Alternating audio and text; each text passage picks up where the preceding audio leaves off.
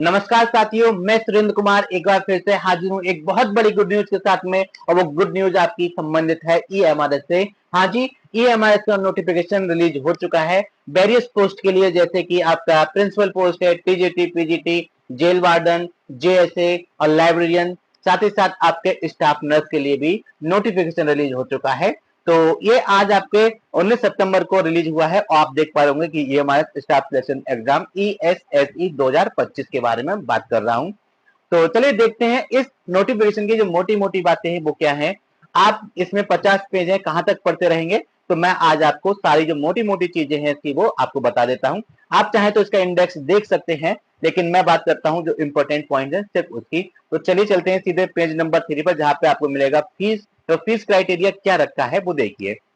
अगर मैं for female staff की बात करता हूं तो उन्होंने एप्लीकेशन फीस 0 रखी है, बट प्रोसेसिंग फीस 500 रुपए सभी से लेंगे। मतलब क्या हुआ कि 500 रुपए आपका प्रिंसिपल, 500 टीजीटी के लिए। याद रखना, टीजीटी पीजीटी लिखा दोनों एक साथ जरूर है, पर वो टीजीटी के लिए भी 500 है और पीजीटी के लिए भी 500 है। अगर टीजीटी प्लस पीजीटी दोनों में डालते हैं तो 1000 रुपए जाएगा आपका। और नॉन टीचिंग स्टाफ के लिए 500 रुपए रखा गया है। भाई मैं अगर अदर देन फीमेल स्टाफ की बात करता हूं तो उनका जो फीस क्राइटेरिया कुछ इस प्रकार से है कि प्रिंसिपल पद के लिए 2500 रुपए फीस रखी है, टीजीटी के लिए 2000, पीजीटी के लिए 2000, और कोई व्यक्ति गलती से दोनों में डालता है तो यकीन मानिए 4000 रुपए आपकी जेब से चले जाते हैं। और नॉन टीचिंग स्टाफ के लिए 1500 रुपए फीस रखी गई है। ठीक है, ये तो था आपका फीस क्राइटेरिया। अब हम बात करते हैं नंबर ऑफ पोस्ट के बारे में, जो कि आपकी पेज नंबर 7 पर अवेलेबल है। तो पोस्ट कुछ इस प्रकार से है कि प्रिंसिपल के जो पद हैं वो 225 पद हैं, पीजीटी के 1460 हैं, और टीजीटी के देखूं तो 3962 पद दिए गए हैं। फीमेल स्टाफ के 550 पद हैं। साथ ही साथ आपके जो हॉस्टल वार्डन है उसके 635 पद हैं। असिस्ट अकाउंटेंट के 61 पद हैं। जेएसए के 228 पद हैं। और लैब अटेंडेंट के आपके 146 पद दिए हुए हैं। टोटल 7267 पद दिए हुए हैं। अब हम देखते हैं इन पदों का सब्जेक्ट वाइज किस प्रकार से क्लासिफिकेशन किया गया है। तो ये प्रिंसिपल पद का तो आप अपने अकॉर्डिंग देख सकते हैं कि ओबीसी की 60 है, अनरिजर्व की 116 है, एससी की 33, एसटी की 16, टोटल 225 पद दिए गए हैं। भाई अगर मैं बात करता हूं पीजीटी की, तो पीजीटी के आप अपने रिलेटिव सब्जेक्ट के अकॉर्डिंग देख सकते हैं, सारा आपको साफ दिख रहा होगा। तो पीजीटी की मैं अगर देखूं अपने सब्जेक्ट मैथमेटिक्स की, जो कि 3 नंबर पे दिया हुआ है, उसके पीजीटी की जो पोस्ट है, टोटल पोस्ट 134 है, जिसमें से आपके 55 पद जो हैं वो आपके अनरिजर्व हैं, 13 पद जो है आपके ईडब्ल्यूएस को दे दिए हैं, और 36 पद आपके ओबीसी एनसीएल नॉन क्रीमिलियर को दिए हुए हैं। और साथ ही साथ 20 पद आपके एससी को और 10 पद आपके एसटी को दिए हुए हैं। ठीक है, तो टोटल पद आपके 134 है। बाकी आप देख सकते हैं कि आपके बीआई, एचआई और एलडी के अकॉर्डिंग क्या क्या सीट दी हुई है। तो ये तो बात थी पीजीटी की। अब मैं बात करता हूं टीजीटी में नंबर ऑफ पोस्ट कितनी है। तो फिर से पोस्ट आपके सामने लिखी हुई है। मैं बात करूंगा सिर्फ अपने सब्जेक्ट की, वो भी आपके 3 नंबर पे लिखा हुआ है। 381 टोटल पद आपको दिए गए हैं, जिसमें से अनरिजर्व आपके 156 है, ईडब्ल्यूएस के 38 हैं, और आपके OBC NCL OBC non creamy layer के 102 पद हैं, एससी के 57 पद हैं, एसटी के 28 पद हैं। बाकी आप बीआई, एचआई, एलडी के अकॉर्डिंग अपने पद देख सकते हैं। उनके इन्होंने फिक्स कर रखे हैं कि 4 4 4 और 3 पद दिए हुए हैं। तो ये तो था आपके number of post in TGT mathematics and PGT mathematics. बाकी नंबर ऑफ पोस्ट अगर आप रिलीजियस लैंग्वेज के देखना चाहते हैं तो आप अपने अकॉर्डिंग देख सकते हैं, क्राइटेरिया आपको सब दिख जाएगा। ठीक है, कुछ मिसलिनियस कैटेगरीज हैं उनके लिए भी नंबर ऑफ पोस्ट आप देख सकते हैं। अब हम बात करते हैं इसके आगे का जो मोटे मोटे पॉइंट्स हैं वो क्या है। तो अब चलते हैं हम पेज नंबर 11 पे। कुछ इंपॉर्टेंट चीज आपके पेज नंबर 11 पे दी हुई है, वो ये है कहें the cut off date for determining various eligibility criteria, education qualifications, age limit and etc will be 23 October 2025 before applying. मतलब अगर कैंडिडेट 2025 में अक्टूबर 23 से पहले सारी क्राइटेरिया पूरी कर लेता है, चाहे वो एज का हो, चाहे वो आपके एजुकेशन क्वालिफिकेशन हो, चाहे आपका वो कास्ट सर्टिफिकेट हो, डोमिसाइल हो, जो भी सर्टिफिकेट हो आपके, वो आपके 23 तारीख तक, मैं कहूं 23 अक्टूबर तक पूरे होने चाहिए। उसके बाद के इनवैलिड रहेंगे। साफ साफ इन्होंने लिखा हुआ है।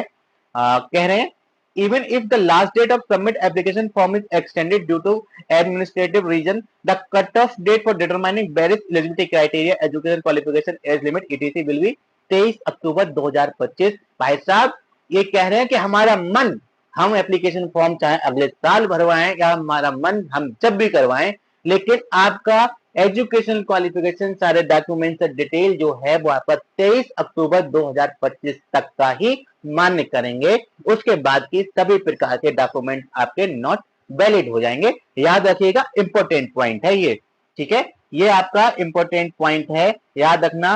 23 अक्टूबर 2025 एक बड़ी डेट है आपकी EMRS एग्जाम के लिए, ठीक है। चलिए चलते हैं एक और महत्वपूर्ण बिंदु पर। एक आपका इंपॉर्टेंट बिंदु पेज नंबर 13 पे है, जाके जरूर पढ़िएगा। क्या है? For the consideration of selection of the notified post every candidate has to score a minimum of 30% in respect of general OBC and EWS candidate and 25% in respect of SC ST and PWD candidate in tier second examination। कहने का मतलब जो आपका mains होगा ना, mains में भी minimum educational criteria उन्होंने रखा है। जो मेंस होगा ना, मेंस में भी मिनिमम क्वालिफाइंग मार्क्स रखे हुए हैं, और वो मार्क्स इस प्रकार से हैं कि आप अगर जनरल के हैं, ओबीसी के हैं, ईडब्ल्यूएस के हैं, तो आपको मेंस में 30% लाना कंपलसरी है। और अगर आप इन तीन कैटेगरी को छोड़कर किसी और कैटेगरी से बिलोंग करते हैं तो आपको मिनिमम 25% मार्क्स मेन एग्जाम में लाना कंपलसरी है, याद रखिएगा। और एक चीज मैं आपको और बता दूं, इसमें 1/3 आपका माइनस मार्किंग है, वो भी मैं आपको दिखा दूंगा ऑफिशियल क्या है, ठीक है। चलिए चलते हैं एक और इंपॉर्टेंट पॉइंट पर। क्या है?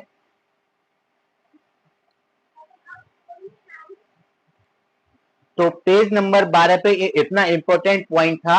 अब चलते हैं एक और इंपॉर्टेंट पॉइंट पेज नंबर 13 पर। क्या है? अगर मैं पेज नंबर 13 पर देखूं तो आपको मिलेगा मोड ऑफ एग्जामिनेशन। याद रखना, आपका पेन पेपर है, OMR सीट पर आपका एग्जाम कंडक्ट कराया जाएगा, ठीक है ना। OMR सीट पर आपका पेपर कंडक्ट कराया जाएगा। OMR बेस्ड आपका ये क्वेश्चन पेपर रहेगा।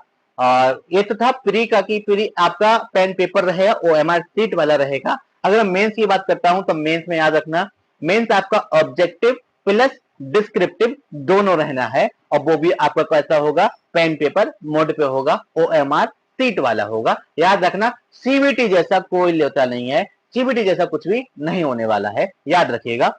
और अगर हम बात करते हैं choice of medium question paper, तो आपका पेपर कैसा होगा? पेपर आपका बाइलिंगुअल आएगा, लेकिन आप अपने अकॉर्डिंग अपनी क्षेत्रीय भाषा चुन सकते हैं, जैसे कि हिंदी प्लस इंग्लिश या फिर इंग्लिश प्लस जो भी आपकी क्षेत्रीय भाषा रही हो, आप उसको चूज कर सकते हैं। 2 भाषाएं आपको चूज करनी होंगी पार्ट 5 के लिए, ठीक है। अब इंपॉर्टेंट बात करते हैं हम किस चीज की, कि आपके प्री में क्या क्या चीज आएगी। तो प्रिंसिपल पद के हिसाब से आप अपना देख सकते हैं। मेरा काम टीजीटी और पीजीटी का है, तो मैं टीजीटी और पीजीटी का देखता हूं।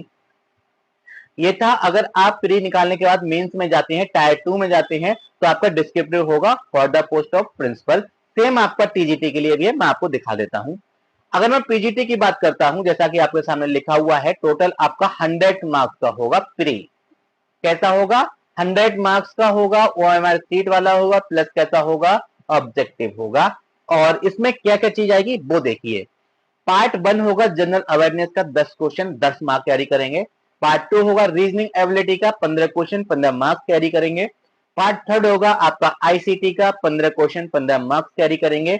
पार्ट 4 होगा टीचिंग एप्टीट्यूड का 30 क्वेश्चन, 30 मार्क्स कैरी करेंगे। साथ ही साथ पार्ट 5 होगा डोमेन नॉलेज। डोमेन नॉलेज में आपसे पूछा जाएगा पेडागोजी, केस स्टडी। साथ ही साथ ये तो चीजें थी 20 नंबर की, 10 नंबर की आपकी एनईपी आती है, सॉलिड एनईपी आती है, याद रखिएगा। मैंने एनईपी के पिछले साल जब इसका एग्जाम कंडक्ट कराया था पिछली बार में, उसके लिए एक एनईपी का वीडियो बनाया था। सारे क्वेश्चन मेरे वीडियो से फंसे हुए थे एनईपी के। टोटल आपके 100 मार्क्स का होगा और 100 क्वेश्चन ही कवर करेगा, और टोटल टाइम दिया जाएगा आपको 2:30 आवर्स, मतलब 2 घंटे 30 मिनट का टाइम आपको दिया जाएगा, ठीक है। 2 घंटे 30 मिनट का टाइम आपको पूरा दिया जाएगा, 2.5। याद रखना, 2.5 आपको टोटल टाइम दिया जाएगा प्री में। और एक इंपॉर्टेंट बात और निकल के आती है, वो ये है कि लैंग्वेज पोर्शन जो है, लैंग्वेज कॉम्पिटेंसी टेस्ट की मैं बात करता हूं, तो याद रखना जनरल हिंदी और जनरल इंग्लिश के आपके 10-10 क्वेश्चन ईच आएंगे, टोटल 20 क्वेश्चन आएंगे। और याद रखना 20 क्वेश्चन में भी आपको एक साथ 40% लाना कंपलसरी है कि 20 में से आपके 8 नंबर 100% आने चाहिए। अगर 100% आपके 8 नंबर नहीं आ रहे हैं तो बाकी का क्वेश्चन आपका चेक नहीं किया जाएगा। मतलब अगर आप पार्ट 6 क्वालिफाई करते हैं प्री का, वो भी है आपका लैंग्वेज कॉम्पिटेंसी टेस्ट, अगर वो क्वालिफाई करते हैं उसके बाद ही आपके बाकी के बचे हुए 5 पार्ट को चेक किया जाएगा। याद रखना ये एनबीएस जैसा ड्रामा इसमें नहीं है कि आपको हिंदी में अलग पास होना है, इंग्लिश में अलग पास होना है। नहीं जी, आपको 20 में से ओवरऑल पास होना है, 20 में से 8 नंबर लाने हैं। चाहो तो 8 के 8 नंबर हिंदी में ले आओ, चाहो तो आप इंग्लिश में ले आओ, चाहो तो दोनों को मिला के 8 नंबर ले आओ। साफ सुथरा लिखा हुआ है, आप पढ़ सकते हैं। ठीक है, अब मैं बात करता हूं मेंस की। अब जो बच्चा प्री निकाल लेगा तो उसको आगे मेंस में शिफ्ट किया जाएगा। तो मेंस में आपको क्या क्राइटेरिया है देखते हैं। टोटल टाइम 3 घंटे का दिया जाएगा। ठीक है, मेंस के लिए 3 घंटे का समय आपको दिया जाएगा, जिसमें 40 क्वेश्चन आपके कैसे होंगे, एमसीक्यू बेस्ड होंगे, ऑब्जेक्टिव होंगे। साफ बोला था इन्होंने कि मेंस आपका ऑब्जेक्टिव प्लस डिस्क्रिप्टिव दोनों रहेगा। तो 40 क्वेश्चन आपके ऑब्जेक्टिव रहेंगे प्लस 15 क्वेश्चन आपके कैसे रहेंगे, डिस्क्रिप्टिव रहेंगे। तो मैं देखूं आपको क्या टोटल मार्क्स, अगर 40 ऑब्जेक्टिव है तो 40 के 40 नंबर हो गए, एक क्वेश्चन 1 नंबर का है। ऐसे ही मेंस में जो डिस्क्रिप्टिव है 15, तो हर एक क्वेश्चन 4 नंबर का है, तो टोटल 60 नंबर के हो जाएंगे। तो याद रखना नंबर ऑफ क्वेश्चंस मेंस में कितने आएंगे, 55, जो आपके 100 मार्क कैरी करेंगे। तो ये चीज इंपॉर्टेंट है, याद रखिएगा। और उससे ज्यादा इंपॉर्टेंट चीज एक बात और निकल के आती है, वो ये है कि मेरिट लिस्ट जो है आपकी for the post of PGT, वो आपकी डिसाइड करेगा मेंस। प्री का सिर्फ और सिर्फ क्वालिफाइंग नेचर है, पास कर लो बस, आपके मार्क्स ऐड नहीं होंगे प्री के। प्री क्वालिफाइंग नेचर का है। और प्री में भी दो चीजें हैं कि सब्जेक्ट को अलग से क्वालिफाई करना है, तब जाके आपका मान्य होगा बाकी का पोर्शन। आई थिंक आपको मेरी बात समझ में आई होगी कि आपका पीजीटी में प्री में पहले हिंदी और इंग्लिश सब्जेक्ट कॉम्पिटेंसी टेस्ट में पास हो, उसके बाद आपका प्री, बाकी का प्री चेक होगा। और एक बार आपने प्री निकाला, प्री निकालने का मतलब ये है कोई मेरिट नहीं होने वाली है। मेंस में भी मिनिमम क्वालिफाइंग मार्क्स लगाए हुए हैं, तो जैसा कि आप देख पा रहे होंगे। तो इन्होंने कहा कि आपका जो पीजीटी पोस्ट है उसका जो मेरिट बनेगा, वो मेरिट बनेगा किसके, परफॉर्मेंस के आधार पे, लेकिन किसमें, टायर 2 एग्जाम में। जो आपका मेंस होगा, मेंस में जो परफॉर्मेंस दोगे उसके आधार पे आपकी मेरिट बनाई जाएगी। पर मेंस तक पहुंचने के लिए प्री में आपको मिनिमम क्वालिफाइंग मार्क्स अटेंड करना जरूरी है, लाना जरूरी है। मैं बात करता हूं ट्री के टायर 1 की, प्री की। तो प्री में आपको सेम जैसा कि उसमें दिया हुआ था पीजीटी में, वो सेम है। 10 नंबर की जनरल रीजनिंग आएगी, 10 क्वेश्चन कैरी करेंगे। रीजनिंग एबिलिटी के 15 क्वेश्चन आएंगे, 15 मार्क्स कैरी करेंगे। आईसीटी के 15 क्वेश्चन आएंगे, 15 मार्क्स कैरी करेंगे। टीचिंग एप्टीट्यूड के 30 क्वेश्चन आएंगे, 30 मार्क्स कैरी करेंगे। भाई अगर आपसे मैं बात करूं डोमेन नॉलेज की, experimental activity based pedagogy case study के आपके 20 क्वेश्चन आएंगे, और जो कि आपके 20 मार्क्स कैरी करेंगे। एनईपी के आपके 10 क्वेश्चन आएंगे, 10 मार्क्स कैरी करेंगे। तो ओवरऑल जो आपका 1 से लेके 5 पार्ट तक है वो आपके 100 नंबर का है। प्लस प्री की बात खत्म नहीं हुई, 100 number plus language competency test part 6। तो मेरी एक बात याद रखना, टीजीटी का प्री अलग है, पीजीटी का प्री अलग है, थोड़ा सा डिफरेंस है। जैसे उसमें लैंग्वेज कॉम्पिटेंसी टेस्ट था, उसमें हिंदी प्लस इंग्लिश, मतलब general Hindi plus general English के 10-10 क्वेश्चन करके टोटल 20 क्वेश्चन आ रहे थे। 20 का 40%, मतलब आपको 8 लेके आ रहे थे। 20 में से 8 नंबर ले आओ तो आप लैंग्वेज में पास हो जा रहे थे। लेकिन आपके टीजीटी में क्राइटेरिया थोड़ा सा चेंज है कि इसमें general Hindi plus general English plus क्षेत्रीय भाषा। ठीक है, शायद अगर मैं उसमें क्षेत्रीय भाषा बोली हो तो वो क्षेत्रीय भाषा नहीं है, वो हिंदी प्लस इंग्लिश है। लेकिन टीजीटी के प्री में जो लैंग्वेज कॉम्पिटेंसी टेस्ट है उसमें आपका Hindi, general Hindi plus general English plus एक आपकी क्षेत्रीय भाषा हो। तो सबके 10-10 क्वेश्चन आएंगे, टोटल 30 क्वेश्चन आपके लैंग्वेज के आएंगे। 30 क्वेश्चन 30 मार्क्स कैरी करेंगे, और आपको उसका 40% लेके आना अनिवार्य है। मतलब आपको 12 नंबर लाना जरूरी है 30 में से, अगर आप चाहते हैं कि आपके प्री के बाकी के बचे हुए पार्ट भी चेक किए जाएं, तो आपको लैंग्वेज पास करना जरूरी है। Part 6 language competency test, general Hindi, general English plus एक रीजनल लैंग्वेज क्षेत्रीय भाषा, सबके 10-10 क्वेश्चन 10-10 मार्क्स कैरी करेंगे। टोटल 30 क्वेश्चन 30 मार्क्स करेंगे और 30 मार्क्स का आपका जो 40% है वो 12 मार्क्स हो जाता है। तो 30 में से 12 मार्क्स आपको लाना कंपलसरी है अगर आप प्री चेक कराना चाहते हैं। और एक बार जब आपका प्री हो जाता है तो आपको क्या करना होगा, आपको करना होगा मेंस में जाना होगा।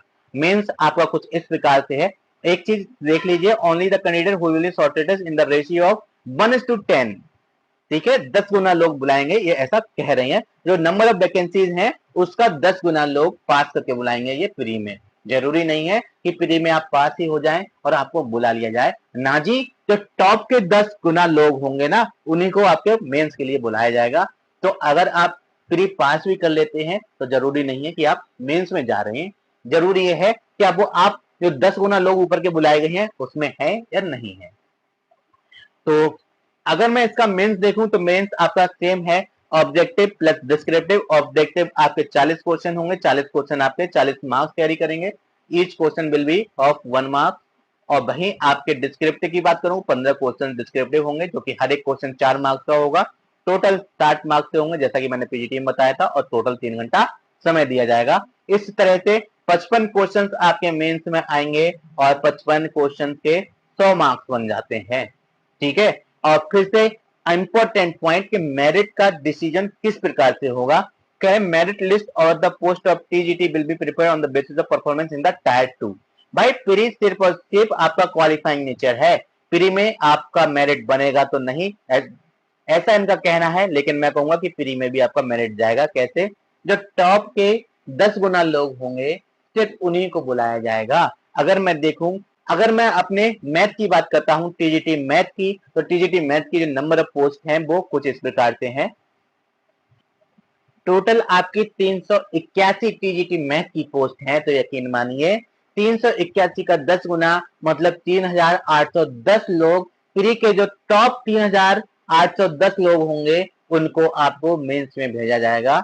ये मायने नहीं रखता कि अगर आप 3810 के बाद 3811वां नंबर आपका है तो आप क्वालिफाई नहीं होंगे, आप मेंस में नहीं जाएंगे। उन्होंने साफ बोला है कि 1:10 का रेशियो रहेगा आपका। तो आई थिंक आपको ये चीजें समझ में आई होंगी। नोटिफिकेशन की जो डीप चीजें थी वो मैं आपको बता चुका हूं। चलिए चलते हैं एक और इंपॉर्टेंट पॉइंट पर, देखते हैं कौन से पेज नंबर पर है। चलिए चलते हैं पेज नंबर 19 पर कुछ और इंपॉर्टेंट चीजें देखने के लिए।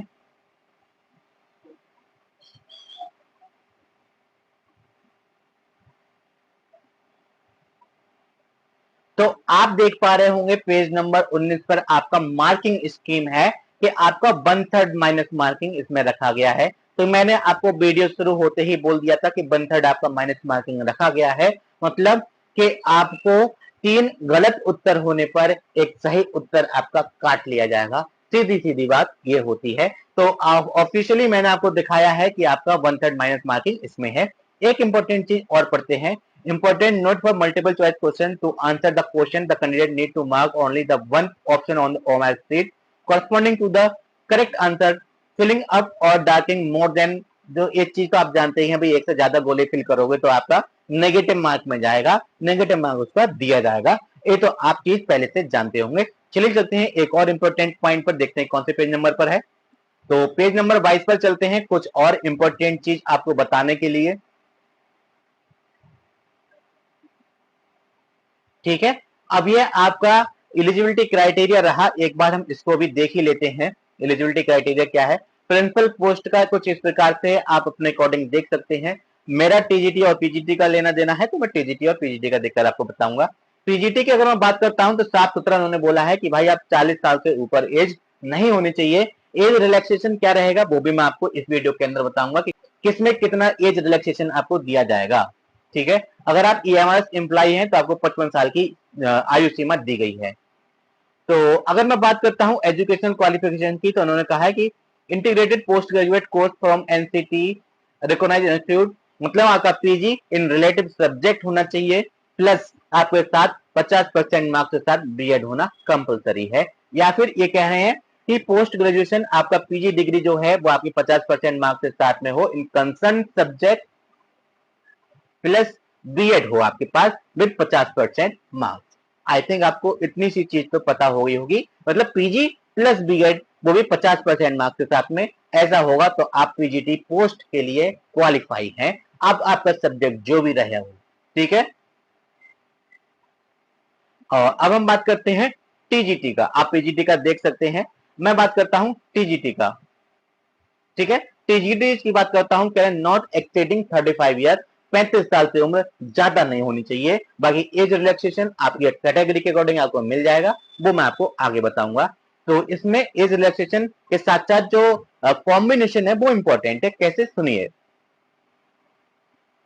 कह रहे हैं 4 year integrated graduate degree course from NCT recognised institute with at least 50% marks in all subject individually. मतलब अगर वो आपका 4 ईयर इंटीग्रेटेड कोर्स है कोई सा भी, तो उसमें जितने भी आपके सब्जेक्ट हैं उन सभी सब्जेक्ट में 40-40% अलग अलग तो होना ही चाहिए। ठीक है ना, 50-50% अलग अलग हर एक सब्जेक्ट में होना कंपलसरी है। मान लीजिए कि कुछ एक सब्जेक्ट में आपके 70 प्लस हैं और एक आध सब्जेक्ट आपका 49 का भी रह जाता है आउट ऑफ 100, तो आप डिस्क्वालीफाई हैं, याद रखिएगा। और बात करते हैं, कह रहे हैं post graduation in concern subject any specialisation in concern subject with minimum 55% marks और equivalent grade provided that the candidate had studied the subject mentioned in not below the graduation level and 3-year integrated B.Ed M.Ed NCT recognized institute with at least 50% marks. इसको छोड़िए, आप इस पर आइए। Bachelor degree जो है आपकी होनी चाहिए विद 50% मार्क्स प्लस बीएड होना चाहिए। और एक चीज और याद रखिएगा, इसमें थोड़ा सा इशू रहता है टेट और सीटेट का। तो इन्होंने कहा है कि भाई आपके पास सीटेट पेपर 2 क्वालिफाई होना चाहिए। ठीक है, सीटेट आपका लेवल 2 क्वालिफाई होना चाहिए प्लस बीएड 50% मार्क्स के साथ होना चाहिए। मैं बात करता हूं टीजीटी मैथ की, तो टीजीटी मैथ जरा ध्यान से सुनिएगा, इसमें थोड़ा सा अलग टाइप चीजें हैं। मैथमेटिक्स एज इलेक्टिव या main subject in all the 3 years of the graduation under graduate course. मतलब आपने अगर बीएससी की है तो बीएससी में आपके तीनों साल जो है आपके पास मैथ होना जरूरी है। साथ ही साथ कह रहे हैं फिजिक्स एटलीस्ट 1 ईयर या 2 सेमेस्टर पढ़ा हुआ होना चाहिए। ठीक है, ऑब्वियसली बात है कि पीसीएम ग्रुप तो बनता ही है, तो आपको फिजिक्स या केमिस्ट्री में से एक सब्जेक्ट तो आपको पढ़ना होता है। तो ये कह रहे हैं कि भाई मैथ आपका 3 साल हो, ओके, फिजिक्स आपका कम से कम 1 साल तो होना चाहिए। ठीक है, और कह रहे हैं 1 out of chemistry electronics computer science etc वो भी आपका 1 साल पढ़ा हुआ होना चाहिए। इनका कहना है कि टीजीटी पोस्ट के लिए या मैं कहूं टीजीटी मैथमेटिक्स पोस्ट के लिए कि आपका मैथ 3 साल हो प्लस फिजिक्स कम से कम 1 साल पढ़ी हुई हो plus chemistry electronics computer science statistics में से किसी को भी एक को आपने कम से कम 1 साल पढ़ा हुआ होना चाहिए। मान लीजिए कि आपके पास मैथ 3 साल है, ओके, आपके पास केमिस्ट्री 2 साल रही, ठीक है, 1 साल आपका कंप्यूटर भी रहा, पर फिजिक्स आपने 1 साल भी नहीं पढ़ा, हालांकि ऐसा होता नहीं है, तो आप डिस्क्वालीफाई हैं। थोड़ा सा इंपॉर्टेंट है कि फिजिक्स 1 साल नेसेसरी है। ठीक है, बाकी optional chemistry electronics computer science etc हैं। तो आई थिंक आपको ये एलिजिबिलिटी क्राइटेरिया समझ में आया होगा। चलिए चलते हैं एक और इंपॉर्टेंट पॉइंट पर, क्या है, तो पेज नंबर 31 पर चलते हैं। पेज नंबर 31 पर आपको कुछ एज रिलैक्सेशन से रिलेटेड पॉलिसीज दी हुई हैं। वो कैसी हैं कि अगर आप शेड्यूल कास्ट से हैं, शेड्यूल ट्राइब से हैं, तो आपको 5 साल का एज रिलैक्सेशन दिया जाएगा इन अपर एज। अगर आप ओबीसी एनसीएल के हैं तो minimum 3 year in upper age relaxation दिया जाएगा। Correct, candidate with 3 year continuous service in central government, तो अगर आप सेंट्रल गवर्नमेंट एम्प्लॉय हैं तो आपको 5 साल का एज रिलैक्सेशन है। अगर आप union territory of Jammu Kashmir से बिलोंग करते हैं तो आपको 5 साल का एज रिलैक्सेशन दिया जाएगा। वहीं आप वुमेन कैटेगरी हैं, चाहे आप किसी भी पद के लिए अप्लाई कर रहे हो, चाहे आप किसी भी कैटेगरी से बिलोंग करते हैं, आपको 10 साल का एज रिलैक्सेशन इन अपर एज दिया गया है। याद रखना, एज रिलैक्सेशन कभी भी लोअर एज में नहीं दिया जाता, एज रिलैक्सेशन आपको हमेशा अपर एज में दिया जाता है। वही पर्सन विद डिसेबिलिटीज की बात करें, इंक्लूडिंग वुमेन, चाहे वो आपके एससी एसटी की हैं तो 15 साल, ओबीसी हैं तो 13 साल, जनरल है तो 10 साल। ठीक है, और वही for other permanent employees working EMRS तो अगर आपकी ईएमआरएस में एक साथ से पहले जो काम कर रहे हैं उनको अप टू 55 साल की एज रिलैक्सेशन दिया गया है, मतलब कि वो 55 साल की आयु सीमा तक अपने फॉर्म भर सकते हैं। ऐसे ही अगर आप बात करते हैं EMRS employ who is appointed on regular basis in EMRS on the notified cut off date for determining various eligibility criteria education qualification age etc, तो उनको भी ये छूट दी गई है कि आप 55 साल की उम्र तक इसमें फॉर्म भर सकते हैं। तो मैंने आपको जितने मोटे मोटे पॉइंट हो सकते थे वो मैंने आपको कवर अप करने की कोशिश की है। याद रखना, अगर आप वीडियो देखना चाहते हैं या फिर नोटिफिकेशन पढ़ना चाहते हैं तो कुछ एक पेजेस हैं जो आप जरूर पढ़ें। Page number 3, page number 7, page number 8, page number 11, page number 12, page number 13, page number 14, page number 15, page number 19, page number 22, 23, 24, 25 और पेज नंबर 31। मेरे हिसाब से ये पेज नंबर जो है इन पर इंपॉर्टेंट पॉइंट्स दिए हुए हैं जो आपके एग्जामिनेशन के लिए इंपॉर्टेंट है, आप उनको देख सकते हैं। वीडियो थोड़ा लेंथी हुआ क्योंकि डिटेल में चीजें शेयर करनी थी आपके साथ में। तो thank you, thanks for watching, मिलते हैं अगले वीडियो में।